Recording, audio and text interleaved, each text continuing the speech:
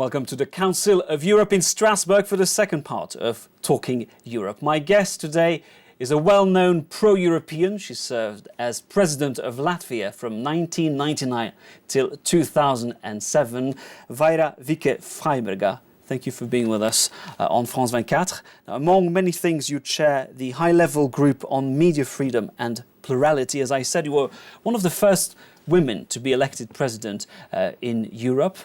Your country, Latvia, is very interesting, of course, and I'd like to start with Latvia because you were one of the first countries to be hit by the global crisis. Latvia had to request a bailout.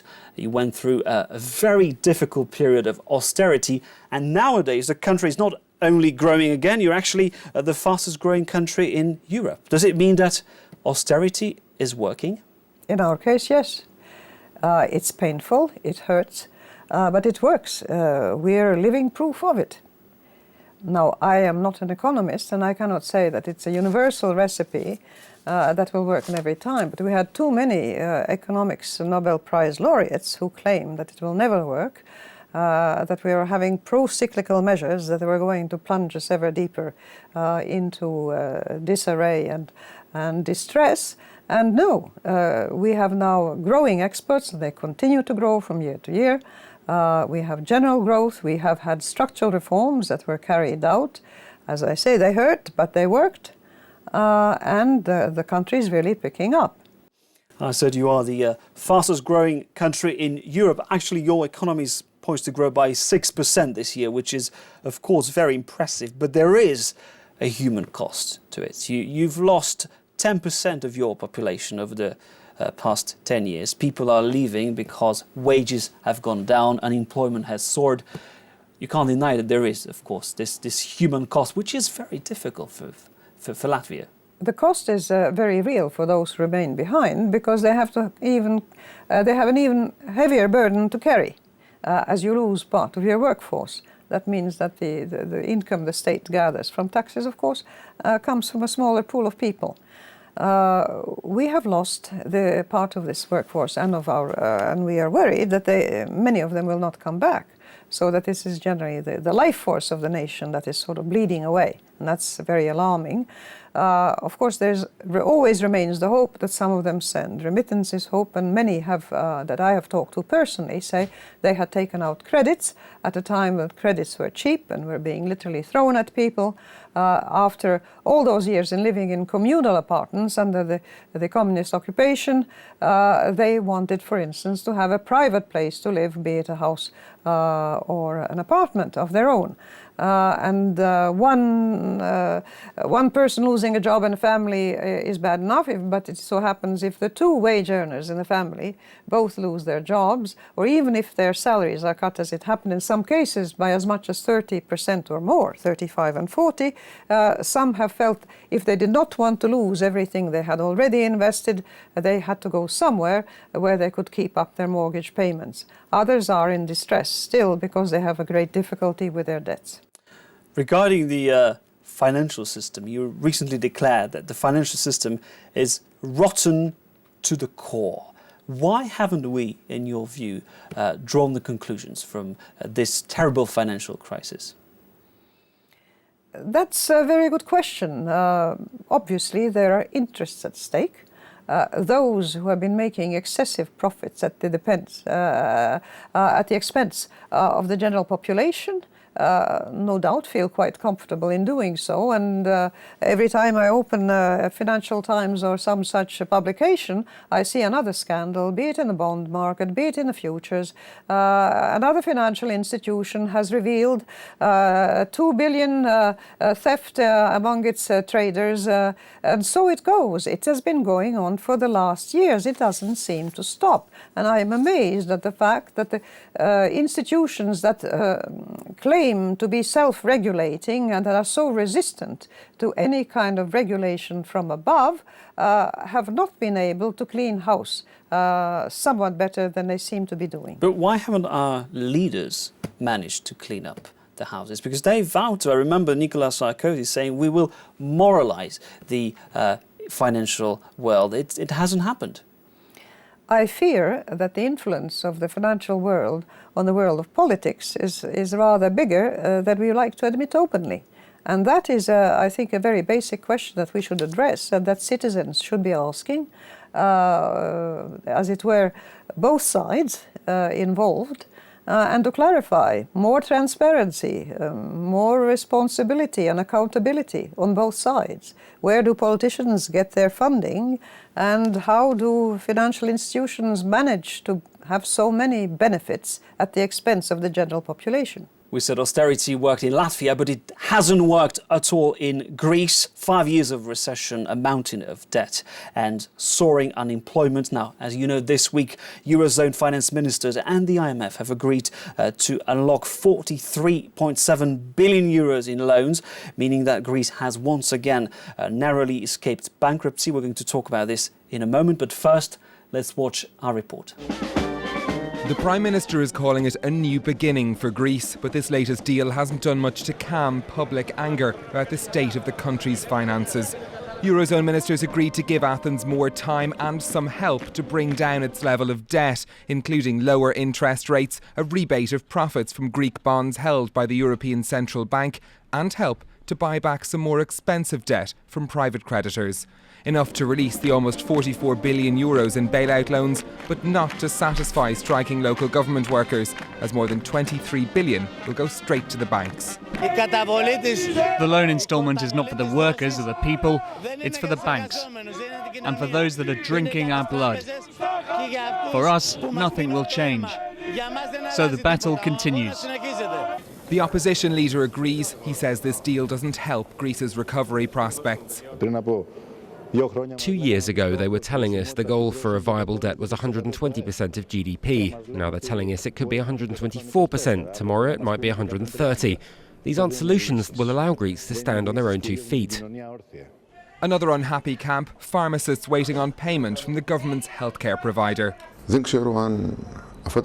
I don't know if these funds are enough to cover what pharmacists are owed by the state.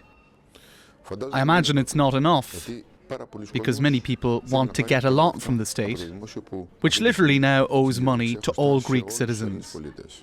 Although Athens now has longer to pay back its debts, the outlook for its economy is still grim. The IMF has been pushing for another haircut of Greek debt, something now at least being considered by the rest of the Eurozone. 43.7 billion euros in loans for Greece. Is this really a new beginning for Athens, you believe? It will be if somebody, somewhere, be it at the European level or in Athens, really comes up with a clear explanation of why Greece has fallen so deeply into debt. We hear rather superficial renditions of explanations for what went wrong. The causes seem to be somewhat different from the ones in Latvia. This is possibly one of the reasons why the remedies also do not have the same effect. Before you can remedy a situation, a clear diagnosis must be made, and I have the impression that it's not just one factor, as in our case a big bank failing, that has a huge influence on the situation, but a great many different factors which have played a role in the situation where Greece finds itself. And I think specifically, who is responsible? I think the participation of the citizens in a culture of self-deception and of, shall I put it politely, of a way of feeling that public money somehow is the same as private money, or you can sort of dip into the funds of the state quite readily. I read a report, for instance, which sounds unbelievable, of some island where a significant portion of the population receives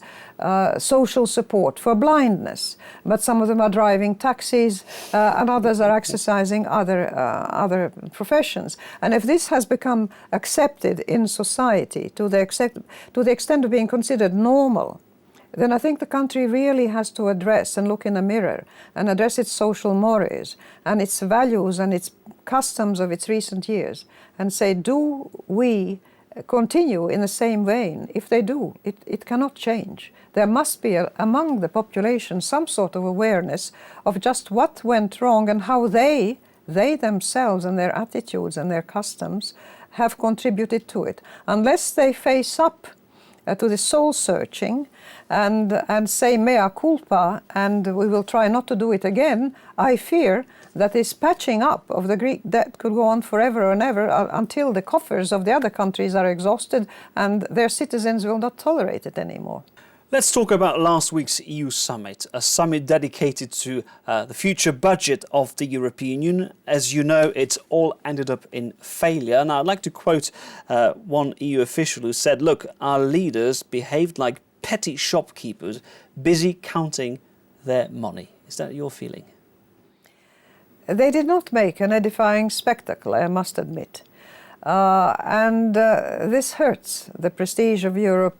It hurts the conviction of European citizens that there truly is a European project that anybody believes in anymore. If we see leaders constantly, like children, you see, with a little blanket, each pulling it somehow more to its side, it's not an edifying spectacle. It's discouraging and depressing for citizens. They would like to be inspired by a clear vision where leaders can find a common path, even as, of course, they must always look over their shoulder back to their electorate. And I think this is, of course, where the shoe hurts, where people take long-term views and very elevated views of what will be for the good, for the future of the continent. Their electors back home may stab them in the back and punish them for decisions where they would have liked short-term decisions clearly in their local favor, never mind the rest and never mind what happens on a larger scale or even in the long term in their own country. How do you analyse the position of David Cameron, the British Prime Minister? He came to Brussels saying, look, I will veto anything beyond the freeze, but some EU partners said he was a bit of a bully there. Is that your feeling? I'd say he was extremely intransigent and playing to the gallery back home. And of course, it may work for the gallery back home, I don't know. That remains to be seen, whether this will gather more support for his party back home, whether he will be able to obtain more unity and sort of still the dissensions that exist within his own party. But meanwhile, as he's doing that, and he is playing to the one gallery, he's turning his back on the audience on the other side, and that audience is the rest of the European Union.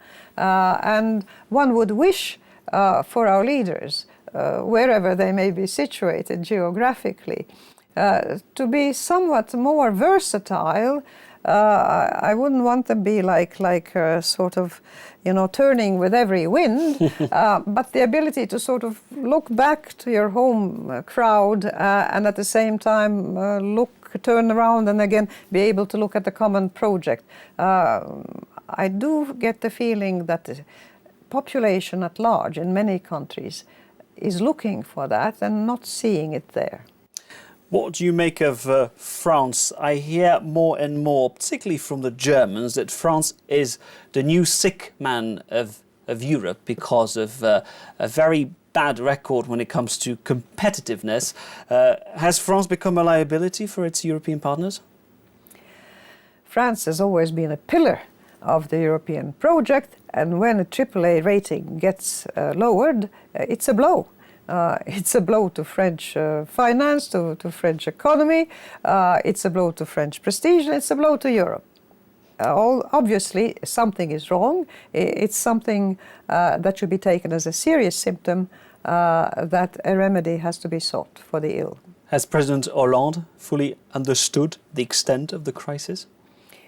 I do believe that he understands, but that his hands are to some extent tied, and one of the ribbons around his hands are the pre-election promises, which were very generous in terms of continuing rather what some might call the spendthrift ways of the French government, rather than steering in the direction of austerity as some other countries have done. This programme is co-produced with the Robert Schuman Foundation, a leading think tank on European affairs. Its Secretary General, Pascale Joannin, had a question for you. Let's listen to her.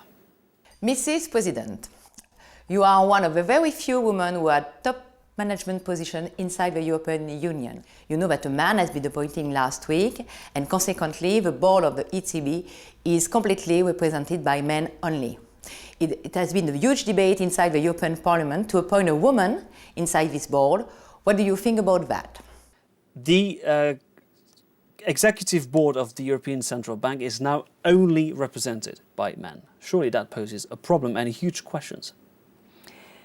I am shocked, saddened and disappointed by such a decision. It was bad enough having the 22 others all by themselves. Here was a chance to start a process of moving at least with a sign of goodwill in the direction of fairness and true democracy. A body that has 23 men only and claims not to find a single competent woman in the whole of the European continent is insulting the whole of European womanhood in a most serious way. Vaira Vike-Freiberger, former Latvian president, thank you very much for talking to us. Goodbye, it's been a pleasure. And thank you for watching this edition of Talking Europe. I was in Strasbourg at the Council of Europe. It's time to go back to Paris for more news.